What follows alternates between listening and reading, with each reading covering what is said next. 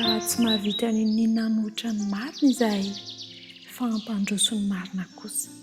Fa faly izahay raha malemy izahay fa ianareo ny mahery. Ary izao no angatahanay dia ny fanatanterahana anareo. Korintiana 2:7-10, andiny 9 sy 10. Mampirisika antsika mandrakariva ny tenin'Andriamanitra, ny fanahy masina. Ilay Andriamanitra telo izay iray mihitsy ary mampirisika antsika mba handroso hatrany eo amin'ny dingana ara-panahy. Trarantsika ny fahatanterahana eo amin'ny lafiny ara-panahy ka izao. Eo am-pandrosoana isika, eo am-pandrosoana manao dingana ara-panahy anatratra ny fahatanterahana, ny tena tanjona farany moa ngery namana dia tsy famonjeny, ilay paradisa, fiainana mandrakizay. Ary ny fanatrarana an'io paradisa, famonjeny fiainana mandrakizay dia izao, dingana isan'andro isan'andro. Jerentsika tamin'ny lasa, resantsika tamin'ny lasa ny amin'ny atao fibebahana, ny fiaikekeloka, mibanjina ny Kristy, ny fanetreteny, fa eny am-pandrosoana, eny am-pandehanana isika dia asandrato ny faneva.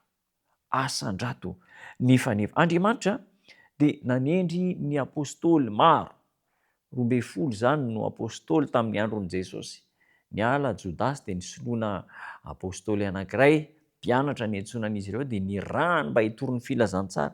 Ka ireo apôstôly ireo dia samy nomen'Andriamanitra talenta sy fanomezam-pahasoavana maro isan-karazany arak'izay tiany. Nomena talenta sy fanomezam-pahasoavana dia hoy izy ireo ao amin'ny Korintiana 2:7-7, rehefa nandraina izany talenta sy fanomezam-pahasoavana, hoy ny nambarany hoe sahan'Andriamanitra sy trano arafitr'Andriamanitra ianareo. Lasa fitaovana mahomby ampiasain'Andriamanitra, sahan'Andriamanitra, hiasan'ny voa, ny filazantsara, dia fitaovana ampiasain'Andriamanitra isika. Ary tokony ataontsika mahitsy ny lalan-kaleha eo amin'ny fitoriana ny afatr'Andriamanitra, mba alehan'ny tongotr'ireo mpanaradia, ireo mpialoha fivavahana, ireo mpialoha izao fihetsehana goavana fahamarinan'Andriamanitra izao dia niaritra zavatra be dia be izy ireo mba ahafahana mametraka ny fahamarinana izay izoran'ny taranaka mandimby. Dia io zany andraisantsika lesona mihitsy hoe tafita tokoa ve ny afatra? Tafita ve ny fanalaidy rehefa nampitaina?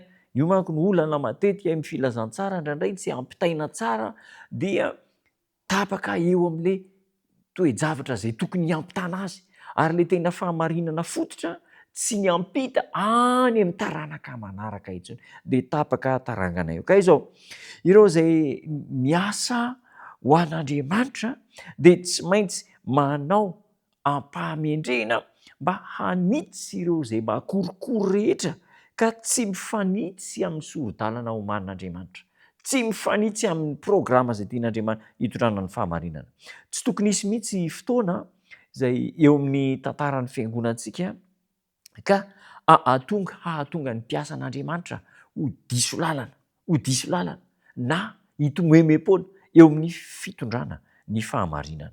Tsy tokony hisy an'izany mihitsy. Ary mila asa goavana, mila asa mafia, asa matotra, asa mahitsy ny fitrandrahana ireo fahamarinana ao amin'ny tenin'Andriamanitra ary fampitana izany amin'ireo taranaka. Arakaraky ny androsoan'ny ny asan'ny vahoaka an'Andriamanitra, mikery voamasina sy tsy azo ozongozonina ka ananganantsika ny fanevan'i Jesosy Kristy eo amin'ny fiangonana dia ahatonga ilay fifanandrinana sy fifandonana lehibe hiamafimafy kokoa hatrany.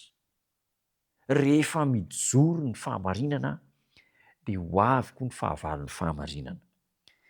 Hiamafy ny fifandonana satria na ny antony arakaraky ny androsoantsika ao amin'ny marina dia tezitra sy romotra amin'ireo izay manaraka ny kitsim-pon'Andriamanitra ny fahavalon'ny fahamarinana.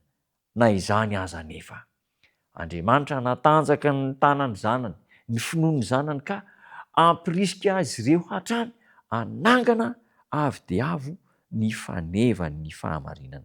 Raha azo atao aza dia angataka isan'andro ny herin'Andriamanitra izy, ny hery mba ampitsoroana hatrany faneva, mba hahatonga ny asan'Andriamanitra hitohy, hiampita ary ahazo laka manerana an'izao tontolo izao. Asandrato ny faneva ary azakivy na dia betsaka ny fahavalo sy ny mpanenjika, asandrato ambony hatrany faneva andeha hivavaka isika.